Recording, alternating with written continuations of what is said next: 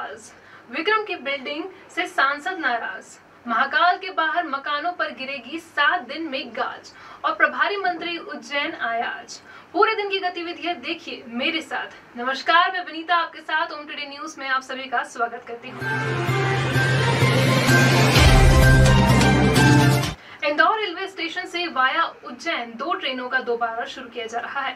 इंदौर से बेरावल और इंदौर से गांधीनगर कैपिटल के बीच स्पेशल एक्सप्रेस ट्रेनों के संचालन के लिए शेड्यूल जारी कर दिया गया है। गाड़ी संख्या 09309 और 09310 Indore Gandhinagar capital special express Indore से 22 जुलाई को व गांधीनगर से 21 जुलाई को शुरू की जाएगी। इसी तरह इंदौर बेरावल इंदौर महामना स्पेशल साप्ताहिक स्पेशल एक्सप्रेस का भी शेड्यूल जारी किया गया है। गाड़ी संख्या 09304 इंदौर बेरावल साप्ताहिक एक्सप्रेस 20 जुलाई से शुरू होगी। यह ट्रेन प्रति मंगलवार को रात 10:25 पर इंदौर से चलकर रात 11:38 पर उज्जैन पहुंचेगी। इसी तरह गाड़ी संख्या 09303 बेरावल इंदौर स्पेशल एक्सप्रेस 21 जुलाई को आरंभ होगी। यह गाड़ी प्रति बुधवार को रात 10:20 पर बेरावल से चलेगी। यह गाड़ी जूनागढ़, राजकोट, बीकानेर, अहमदाबाद, गोधरा, रतलाम होते हुए अगले दिन दोपहर 2:50 पर उज्जैन और शाम 5:05 पर इंदौर पहुंचेगी। महामना स्पेशल एक्सप्रेस में 1 second AC, 3 third AC, 8 sleeper व 4 सामान्य श्रेणी के कोच रहेंगे। महाकालेश्वर मंदिर सहित शहर के अन्य प्रमुख मंदिरों में 50 गाइड उज्जैन आने वाले श्रद्धालुओं को महाकालेश्वर मंदिर और उज्जैन शहर के इतिहास से जुड़ी जानकारियां बताएंगे। मंदिर समिति की पहल पर पहले चरण में 50 गाइड की ट्रेनिंग पूरी हो चुकी है। कलेक्टर आशीष सिंह ने विक्रम कीर्ति मंदिर में इन गाइड से चर्चा की है।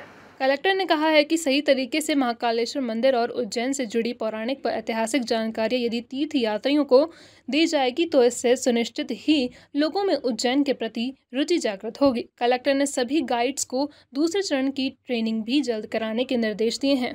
कि महाकाल मंदिर के लिए गाइड सुविधा हम लोग एक प्रारंभ करने का प्लान किया था और इसकी संकल्पना ये है कि व्यक्ति जब आता है महाकाल बाबा के दर्शन करता है और चला जाता है तो जो श्रद्धा है वो तो मतलब वैसी ही उसकी रहेगी, लेकिन उसके साथ साथ जो मंदिर का इतिहास है, जो उससे जुड़ी हुई पौराणिक कहानियाँ हैं, मंदिर में स्वयं भी कई सारे मंदिर हैं, कोटि तीर्थ है, नागचंदेश्वर का मंदिर है, सबकी अपनी अलग अलग परंपराएं हैं, सबका अलग अलग इतिहास है, अपनी स्थापत्य कलाएँ अलग अलग हैं और मंदिर से जुड़ी हुई ढेरों कहानियाँ हैं जो रुचिकर भी हैं।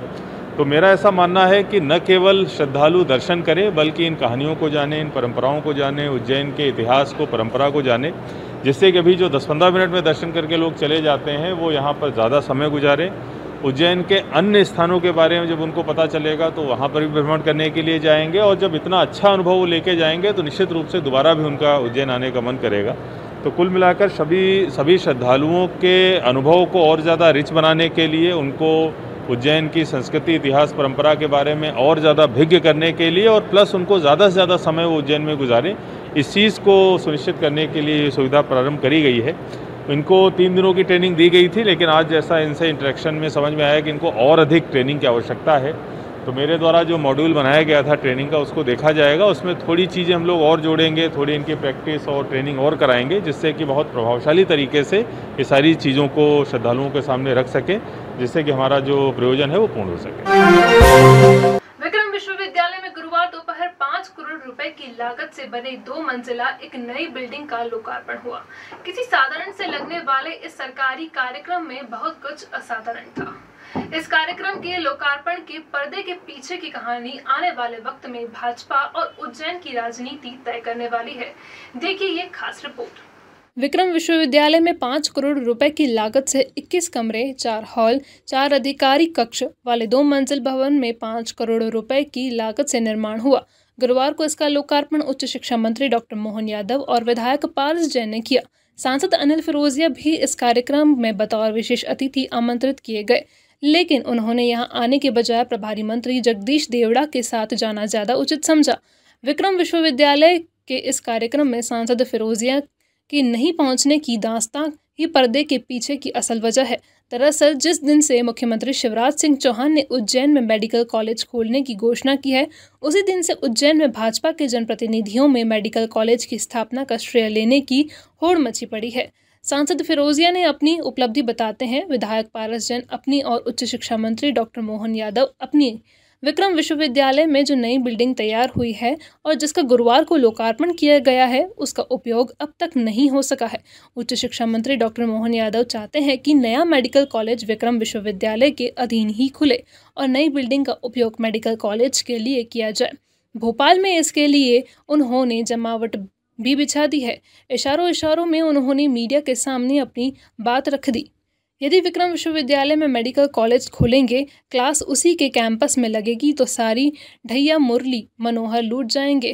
उत्तर वाले और दशहरा मैदान वाले भैया इसे अपने खाते में कैसे बताएंगे? बस इतनी वजह काफ़ी है कार्यक्रम में नहीं आने की। विक्रम विश्वविद्यालय ये प्रारंभिक आज़ादी के समय से हमारे लिए एक सौगात रही है। विक्रम विश्वविद्यालय भगवान श्री कृष्ण की शिक्षा स्थली उज्जैन में, इसका गौरव लगातार बड़े माननीय पारस जी जैन साहब, माननीय सांसद जी, हम लोग लगातार प्रयास कर रहे हैं। उसमें प्रशासनिक भवन की दृष्टि से भी भवनों की आवश्यकता है और माननीय कुलपति जी और रजिस्ट्रार हमारे सब लोग लगे हैं। आज एक नए भवन की सौगात दी। आने वाले समय में विकास के और भी नए नए काम करते जाएंगे। खास करके हमारे लिए जो विभिन्न प्रकार के जब हम कोर्स खोलते हैं, एग्ज़ाम कराते हैं, तो उनकी परीक्षा की कापियों को जांचना, प्रशासनिक दृष्टि से बैठक व्यवस्था करना, तो ये विकास का क्रम लगातार चलता रहे। यशस्वी मुख्यमंत्री इस बातों में लगातार जोर भी देते हैं और हम ये कोशिश करते हैं भाजपा की सरकार आने के बाद इन सारे विकास कामों को गति मिलती रहेगी। दादा, कल शिक्षा मंत्री का बयान था कि स्कूल 26 तारीख से चालू होंगे, वो भी 50% की। तो कैसे निर्णय लिया जाएगा कि 50% बच्चों को किस बच्चों को बिठाया जाएगा? देखो, स्कूल कॉलेज माननीय मुख्यमंत्री जी ने घोषणा की, शिक्षा मंत्री ने नहीं की। और मुख्यमंत्री जी का अभी भाव यही है कि जब कोविड हमारा जीरो की तरफ जा रहा है तो हमको धीरे धीरे कोविड के साथ जीना सीखना पड़ेगा। यही कारण है कि हमने 50% छात्र संख्या के बलबूते स्कूल कॉलेज चालू करने की बात कही है। जैसे कि आपको जानकारी कि पूर्व में ही कॉलेजों की घोषणा पहले हो चुकी थी, स्कूलों की घोषणा कल की गई है। अगस्त तक हमारी, जुलाई के बाद में जब एग्ज़ाम पूरी हो जाएगी और 12th के जो रिजल्ट आ गए, इनके एडमिशन की प्रोसेस हम चालू करने वाले हैं। और सितंबर से नॉर्मल वे में जो कहा गया है 50% छात्र संख्या के साथ जो संख्या 4 दिन तक हम अभी स्कूल कॉलेज स्कूलों के बारे में बात है, कॉलेज में भी हम इसी प्रकार पैटर्न बनाने वाले हैं ताकि पढ़ाई पर ध्यान दे करके धीरे धीरे अभी इस व्यवस्था में आगे बढ़े। तो कैसे डिसाइड होगा कि 50% कौन बच्चों को इसमें शामिल किया? बहुत सरल है। कॉलेज में जितना एडमिशन होता है, क्लास में बटे रहते हैं, क्लास में इतनी संख्या, उनमें से अंक मिल जाएंगे। किसको इस दिन आना है वो उस दिन आएगा, दूसरे वाला को दूसरे दिन आना दूसरे दिन आएगा। और बाकी लोगों की पढ़ाई समान रूप से, ऐसा नहीं कि वो जो घर बैठेगा उसकी छुट्टी हो गई, वो ऑनलाइन पढ़ेगा, उसकी पढ़ाई बराबर इससे चलती रहेगी। लेकिन प्रत्यक्ष रूप से आने के लिए जब उसको बुलाएंगे तभी आएगा। उसी का परिणाम मिलता कि 39% 10वीं की तो रिजल्ट आए थे, उनमें 39% ही उनको दिया गया है जो स्कूल रेगुलर नहीं जाते थे। नहीं, ऐसा तो कुछ नहीं मेरी जानकारी में। स्कूल की तो मैं ये वाली आपने जो जानकारी बताई तो नहीं जोड़ेंगे, लेकिन अगर हमारे 39% तो फर्स्ट क्लास आए हैं तो इसका मतलब है कि पढ़ने में जो आगे होंगे उनको आगे मिलेंगे। लेकिन जो अगर नंबर कम है तो उनको पढ़ने की जरूरत तो पड़ेगी, दोबारा वो पढ़ करके अपना पोजीशन बनाए। मतलब विश्वविद्यालय परिसर में मेडिकल कॉलेज खोलने की कवायद की जा रही है, कुलपति जी लगे हुए, किस प्रकार की तैयारियां और क्या चुनौतियां सामने आ रही हैं? देखिए, ये विश्वविद्यालय अकेले विक्रम का मुद्दा नहीं है। ये महाविद्यालयों में, विश्वविद्यालय में सब प्रकार की शिक्षा हो, ये नई शिक्षा नीति भी कहती है। और ऐसे में हमारे पास ये बात सही है कि उज्जैन जैसी जगह पर जब मेडिकल कॉलेज की अत्यंत आवश्यकता है, तो शासन के लेवल पर ये गंभीरता के साथ विचार हो रहा है कि मेडिकल कॉलेज तो खोला जाए, लेकिन मेडिकल कॉलेज को सफलता के साथ चलाने में शासन की वर्तमान वित्तीय कठिनाइयाँ भी है और विश्वविद्यालयों का आगे उन्नति का एक अवसर भी है। तो दोनों की दृष्टि से दोबारा बैठेंगे कि इसमें विश्वविद्यालय के साथ, चूँकि क्या होता है कॉलेज के माध्यम से, मेडिकल कॉलेज की प्रैक्टिकल प्रयोगशाला होती है, हॉस्पिटल, जहाँ सब प्रकार के वहाँ जाकर के उनको चिकित्सा सुविधा देना रहती है। उसके आधार पर हॉस्पिटल की उन्नति हो जाती है, हॉस्पिटल में अच्छे विशेषज्ञ मिलते हैं। लेकिन पढ़ाने का जो प्रोसेस है पूरी, वो तो एक अलग से पढ़ाने की प्रक्रिया बनती है। तो पढ़ाने के लिए यूनिवर्सिटी भी मददगार होती है और शासन भी उस चीज़ में चाहता है कि हमारा आर्थिक लोड कम हो जाए। तो एक पॉलिसी मैटर पे माननीय मुख्यमंत्री जी इस बारे में विचार कर रहे हैं कि ऐसे कई विश्वविद्यालय जिसमें विक्रम नंबर 1 पे है, वो अपने विश्वविद्यालय मेडिकल कॉलेज खोले, शासन उनको मदद करेगा तो दोनों के बीच में तालमेल करना ये नीतिगत मामला माननीय मुख्यमंत्री जी लेंगे, लेकिन हमारी सबकी प्राथमिकता है कि मेडिकल कॉलेज खुले और वहाँ सबसे पहले खुले जहाँ मेडिकल कॉलेज नहीं है, उसमें उज्जैन भी है। मेडिकल कॉलेज खोलने के लिए काफ़ी गंभीरता से सरकार प्रयास कर रही है। मुझे लगता है बहुत जल्दी अच्छे रिजल्ट आएंगे। बहुत बड़ी सौगात 6 करोड़ की लागत का इस भवन का हमने आज लोकार्पण किया है। आदरणीय मोहन जी सांसद जी हमारे प्रभारी मंत्री जी के साथ गए हैं और कुलपति जी और सब लोग उपस्थित हैं। वास्तविक में यूनिवर्सिटी में ये आवश्यकता थी। यूनिवर्सिटी में पहले भी कई चीज़ों की कमी, उसकी पूर्ति हमारे मुख्यमंत्री जी भी कर रहे हैं और देश के प्रधानमंत्री जी नई शिक्षा नीति भी लाए हैं और उसके तहत भी वास्तविक में नए कई कोर्स खुलने वाले हैं, जिससे भी उज्जैन के लोगों को, विद्यार्थियों को लाभ मिलेगा। अभी जिसका कह रहे थे कि अधिकतर वर्चुअल क्लासेस चल रहे हैं, लेकिन अब स्कूल खुलने की भी जहाँ बात आई है, वास्तविक में वो स्कूल भी खुलना चाहिए, क्योंकि बच्चे को यदि पढ़ने का यदि है तो वही एक स्थान देता है। लेकिन ये बात भी देखा है कि अपने घरों में छोटे छोटे बच्चे भी आजकल लैपटॉप से पढ़ने की उनकी आदत पड़ गई। वास्तविक में एक बहुत अच्छी आदत, समय खराब नहीं हुआ। जो काल चक्र आया उसको निपटते हुए उन लोगों ने वहाँ भी अध्ययन किया है। जल्दी जो भी वो निर्णय होगा, वो निर्णय हमारे मुख्यमंत्री जी। और जो सबसे बड़ी बात तो है कि मेडिकल कॉलेज, जो वास्तविक में मेरी कब की इच्छा थी कि उज्जैन में मेडिकल कॉलेज खुले। जब से मैं विधायक बना, जब से मैं मांग कर रहा था, तो वो मांग पूरी हो गई। यहाँ बने, कहीं भी नहीं बने, मेडिकल कॉलेज बनना चाहिए और जनता को सुविधा मिलना चाहिए। धन्यवाद। लखेरवाड़ी क्षेत्र में बने बच्चराज कॉम्प्लेक्स की तीसरी मंजिल पर निर्माणाधीन फ्लैट को नगर निगम ने अवैध घोषित कर निर्माण को हटाने का नोटिस जारी किया है। इस कॉम्प्लेक्स के निचले और पहले तल पर दुकानें लेने वाले करीब 20 व्यापारियों का नामांतरण 2001 से लटका हुआ है। नगर निगम का 19 लाख रुपए संपत्ति कर बकाया है। बावजूद इसके पिछले लगभग 2 महीने से यहां धड़ल्ले से निर्माण जारी है। नगर निगम के जोन अधिकारी द्वारा बच्चराज कॉम्प्लेक्स की तीसरी मंजिल पर हो रहे निर्माण को अवैध मानकर इसे हटाने का नोटिस जारी किया गया। कॉम्प्लेक्स के तीसरे फ्लोर पर 6 फ्लैट बनाए जा रहे हैं। वर्ष 2000 में बच्चराज ट्रस्ट द्वारा कॉम्प्लेक्स का निर्माण किया गया था।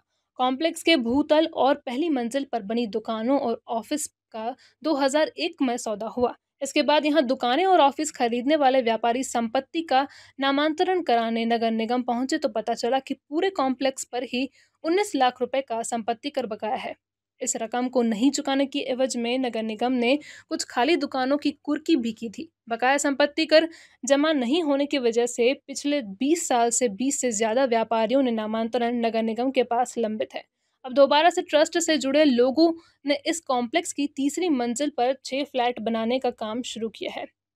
पिछले लगभग 2 महीने में यह काम जारी है। बच्चराज कॉम्प्लेक्स में दुकानें लेने वाले व्यापारियों ने ही सीएम हेल्पलाइन पर इसकी शिकायत की थी। इनका पक्ष की संपत्ति कर बकाया होने की स्थिति में जब उनके नामांतरण रुके पड़े हैं तो फिर उसी बिल्डिंग में निर्माण की अनुमति कैसे जारी की जा सकती है। संभागायुक्त सह नगर निगम प्रशासक संदीप यादव के कार्यालय में भी इस मामले की शिकायत की गई थी। खुद नगर निगम के ही अधिकारियों ने यह स्वीकार किया कि कॉम्प्लेक्स की तीसरी मंजिल पर किसी तरह की अनुमति जारी नहीं की गई है। यही वजह रही कि बुधवार को जोन क्रमांक 3 के बच्चराज ट्रस्ट के नाम पर नगर निगम एक्ट की धारा 307 के तहत नोटिस जारी कर ट्रस्ट के निर्माण संबंधित दस्तावेज तलब किए गए हैं। 2002 से मैंने नामांतरण की रसीद दे रखी है, जब से रजिस्ट्री हुई है। आज तक मैं पूरा टैक्स भरा हुआ है, न तो मेरा नामांतरण कर रहे हैं और न मुझे आगे प्रक्रिया बता रहे हैं कि क्या करना है। वो जब भी जाते हैं पिछला बकाया लेकर के बैठे रहते हैं कि पिछला बकाया पिछला बकाया पिछला बकाया। मैंने जिस दिन से दुकान ले रखी है उस दिन से लेकर के आज तक मेरा पूरा टैक्स जमा है, मुझे नामांतरण नहीं मिल पा रहा है, जिसके कारण मैंने 181 पे शिकायत भी कर रखी है। कितने साल हो गए आपके यहाँ पर? 2002 से। और कितने दुकान वाले ऐसे जो परेशान हो रहे हैं? सभी परेशान है। 35 दुकानदारों के नामांतरण नहीं हुए हैं। उन्हेल के पास आलोट जागिर गांव में 12वीं की छात्रा ने जहरीली गोलियां खाकर जान दे दी। इस छात्रा ने आत्महत्या किन वजहों से की यह साफ नहीं हो सका है। आलोट जागिर गांव में रहने वाली 19 साल की पायल ने बुधवार की शाम अपने घर में रखी जहरीली गोलियां गटक ली। जब उसकी हालत बहुत ज्यादा बिगड़ने लगी तो परिजन उसे जनसेवा अस्पताल लेकर पहुंचे। गुरुवार सुबह इस बालिका ने दम तोड़ दिया। जिले के प्रभारी मंत्री जगदीश देवड़ा गुरुवार सुबह उज्जैन आए। सर्किट हाउस पर कुछ देर रुकने के बाद वे महिदपुर तहसील में आयोजित जिला भाजपा की कार्य समिति की बैठक में शामिल होने के लिए रवाना हो गए। सर्किट हाउस पर स्थानीय भाजपा नेताओं और जनप्रतिनिधियों ने प्रभारी मंत्री का स्वागत किया। प्रभारी मंत्री बनाए जाने के बाद गुरुवार को जगदीश देवड़ा दूसरी बार उज्जैन आए थे। सर्किट हाउस पर ही उन्होंने मीडिया कर्मियों से भी बात की। सामान्य मेल मिलाप और बातचीत के बाद वे कड़ाई गांव में होने वाली भाजपा जिला कार्य समिति की बैठक में जाने के लिए रवाना हो गए। मंत्री के नाते रूटीन का दौरा है, ये निरंतर प्रक्रिया है। पहले यहाँ पर मैं आया था तो जिला अधिकारियों की बैठक भी हुई, पार्टी कार्यालय पे कार्यकर्ताओं से मुलाकात हुई, हमारे पदाधिकारियों से मुलाकात हुई, आम जन से मुलाकात हुई है। और आज उज्जैन ग्रामीण की जिले की कार्य समिति की बैठक है महिदपुर में, आज मैं उसमें सम्मिलित होने के लिए जा रहा हूँ। तो मुख्यमंत्री जी ने यहाँ पर कहा था कि खजाना पूरा खाली है, चवन्ने भी नहीं है, तो आप वित्त मंत्री हैं, किस प्रकार से योजना खाली होता है फिर कभी भरता है, ये होता ही है। मुझे लगता है कि कोई ऐसी चिंता की बात नहीं है, पर माननीय मुख्यमंत्री जी ने यह भी कहा कि कोई भी आवश्यक खर्चे रुकेंगे नहीं और आवक रुकेंगे नहीं, विकास भी होगा, जन कल्याणकारी योजनाओं पर खर्च भी होगा और जो भी आवश्यकता होगी उसकी पूर्ति होगी। मंत्री जी कांग्रेस भी सरकार में रही है, कांग्रेस के पास बोलने के लिए कोई गुंजाइश नहीं है, मुझे लगता है उनको बोलने का कोई अधिकार भी नहीं है। अभी इसके पहले 15 माह कमलनाथ जी बैठे थे, वो अपने आप को जरा खुद अपने झांक करके देख लें। महंगाई ये ऐसा मुद्दा है जिसने देश की कई सरकारों को कुर्सी से उतार कर पटक दिया है। आम आदमी की जेब से जुड़े इस मुद्दे को अब कांग्रेस भी भुनाने की कोशिश में लगी हुई है। गुरुवार दोपहर उज्जैन में महिला कांग्रेस ने महंगाई के मुद्दे पर अलग अंदाज में विरोध प्रदर्शन किया। जय जय महंगाई महारानी, थोड़ी तो हम पर करो मेहरबानी, थोड़ी तो जय जय जय महंगाई महारानी, सारा जग तुमसे परेशान, कुछ तो भवानी। सड़क पर चूल्हा जमाया, कंडों में आग लगाई, उसी पर रोटी पकाई और आधी आधी सब ने मिल बांट कर खाई। ये किसी सामान्य घर की रसोई का सीन नहीं है, ये कांग्रेस की महिला विंग का महंगाई के खिलाफ आंदोलन है। गुरुवार को शहीद पार्क पर महिला कांग्रेस की अगुवाई में महंगाई के खिलाफ आंदोलन में रसोई गैस की टंकी भी आई, टंकी पर माला भी चढ़ाई और महंगाई की आरती गाई। सड़क पर चूल्हा जमाकर जो रोटियां बनाई गई थी उन्हें दाल के बजाय दाल के पानी, प्याज और हरी मिर्च के साथ खाया गया। विरोध प्रदर्शन के इस तरीके पर महिला कांग्रेस अध्यक्ष अंजू जाटवा ने अपनी बात कुछ अंदाज में रखी। आज जिस तरह से आप सभी को पता है कि देश में पेट्रोल, डीजल और घरेलू गैस और खाद्य तेल के क्या हाल है। पिछले 2 सालों से मोदी जी ने पहले नोटबंदी करी, उसके बाद कोरोना जैसी महामारी से पूरा देश पीड़ित था, उसके बाद आपने लॉकडाउन लगा थे पिछले वर्ष 3 साल, और 3 महीने बाद जब लॉकडाउन हटा तो लोग अपनी पटरी पर भी नहीं आए थे और अर्थव्यवस्था सुचारू रूप से चल भी नहीं पाई थी। और उसके बाद आप देखो वापस से लॉकडाउन लग गया था अभी, और सारे जितने भी व्यापारी हैं वो दुखी है, उनकी दुकानें नहीं चल पा रही है। समय भी अभी 10 से करा है, उसके पहले भी उनकी सुबह से दुकान खोल के 6 बजे तक थी। आज महिला कांग्रेस द्वारा सुष्मिता देव जी के और हमारी महिला कांग्रेस द्वारा पूरे प्रदेश में प्रदर्शन किया जा रहा है महंगाई को लेकर। और आप देखो कि मोदी सरकार ने और मामा जी ने प्रदेश की जनता से धोखा किया है कि लॉकडाउन और ऐसी चीज़ें होने के बाद आज महंगाई इतनी बढ़ गई है। एक सामान्य परिवार तो ठीक है, एक वो अपनी पूर्ति नहीं कर पा रहा है, तो एक मध्यम परिवार और जो आर्थिक स्थिति जिसकी ठीक नहीं है वो परिवार क्या करेगा। इसका सबसे ज़्यादा जो प्रभाव पड़ा है वो गृहिणियों पे पड़ा है, क्योंकि गृहिणियों को घर चलाना पड़ता है। गैस सिलेंडर जो 400-500 रुपये में आता था वो आज सीधा 870 रुपये में आ रहा है। तेल जो 90 रुपये का था वो 180 रुपये का आ रहा है। तो हर चीज़ों के आपने दाम इतने बढ़ा दिए हैं कि एक आम व्यक्ति को घर चलाना मुश्किल हो रहा है। आज क्या किया? आज हमने सिलेंडर की पूजा करी, क्योंकि हर किसी के बस की बात नहीं। आप देखोगे मोदी जी ने जो उज्ज्वला योजना चलाई थी वो भी कहीं ना कहीं ठप हो गई और लोगों को आज वापस चूल्हे पे आ गए हैं। और आज महिला कांग्रेस का ये प्रदर्शन है कि हमने सिलेंडर की आज आरती उतारी है, क्योंकि हम मध्यम वर्ग के परिवार सिलेंडर को अफोर्ड नहीं कर सकते हैं, इसलिए आज हमने वापस चूल्हे का प्रयोग शुरू कर दिया है। और आज महिला कांग्रेस ने चूल्हे पर रोटी बनाई। और आप देखें क्या ना, दाल में बिल्कुल दाल नहीं, क्योंकि दाल 180 रुपये किलो इतनी महंगी हो चुकी है कि हम तो अफोर्ड कर ही नहीं सकते। हमारी कोई भी महिला बहुत मध्यम वर्ग के परिवार की भी अफोर्ड नहीं कर सकती है। तो आज हमारी ऐसी नौबत आ गई है कि हम चूल्हे पर रोटी बनाएं, सूखी रोटी खाएं, बिना दाल उससे पानी से रोटी खाएं और कांदे और हरी मिर्ची का प्रयोग करें, बस यही है। और हम मोदी जी को इनको चेतावनी देना चाहते हैं कि अगर आपने पेट्रोल, डीजल और रसोई गैस के दाम कम नहीं किए तो महिला कांग्रेस आज शांत तरीके से प्रदर्शन करेगी, नहीं तो महिला सड़कों पर उतरेगी और पुतला दहन करेगी। और जब तक महंगाई कम नहीं होगी, जब तक हमारा विरोध प्रदर्शन इसी तरह चालू रहेगा। महाकालेश्वर महाकालेश्वर मंदिर के विस्तारीकरण की योजना मंदिर के साइड वाले 11 मकानों का अधिग्रहण करने पर 13 लोगों ने आपत्ति दर्ज कराई। अगले 1 सप्ताह में इन आपत्तियों का निराकरण कर दिया जाएगा। आपत्तियों का निराकरण होने के बाद मकानों को हटाने का काम शुरू होगा। गुरुवार दोपहर कलेक्टर आशीष सिंह ने महाकाल मंदिर क्षेत्र विकास योजना के तहत चल रहे निर्माण कार्यों की समीक्षा। कलेक्टर ने साफ किया है कि जमीन अधिग्रहण के काम सारी औपचारिकताएं तय समय सीमा में पूरी हो जाएं। इस बैठक में अधिकारियों ने कलेक्टर को बताया है कि त्रिवेणी संग्रहालय से चारधाम मंदिर तक के मार्ग की जमीन अधिग्रहण की अधिसूचना का प्रकाशन हो गया है। महाकालेश्वर मंदिर के साइड वाले 11 मकानों के संबंध में आई आपत्तियों का निराकरण 7 दिन में कर दिया जाएगा।